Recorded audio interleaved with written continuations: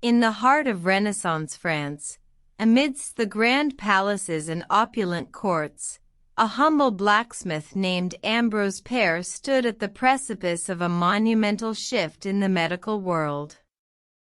Born in 1510, Pare was a man of humble origins, but his thirst for knowledge far outstripped the limitations of his birth.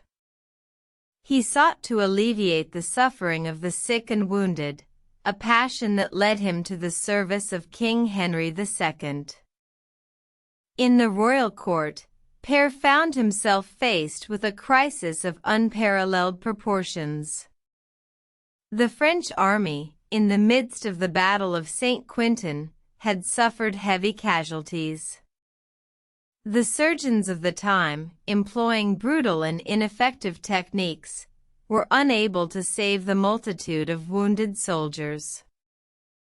Pare, a man of innovative spirit, refused to accept the status quo. He sought a better way, a method that would save lives and alleviate pain. His breakthrough came when he stumbled upon a new method of treating wounds using oil of roses and pitch. This innovation was a stark contrast to the common practice of the time, which involved the application of boiling oil or lead to wounds. Pare's method, gentle and soothing, was a revelation. The oil of roses not only helped to cleanse the wounds but also promoted healing. Word of Pare's miraculous treatments spread throughout the royal court and beyond. Kings, queens, and common folk flocked to seek his help, and his reputation as a healer grew. Pare's actions had a profound impact on the medical world.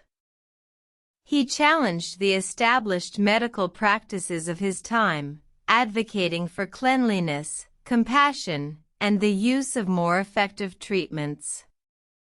His contributions laid the foundation for the modern surgical practices we know today. In the annals of history, Ambroise Paré stands as a testament to the power of innovation and the indomitable human spirit.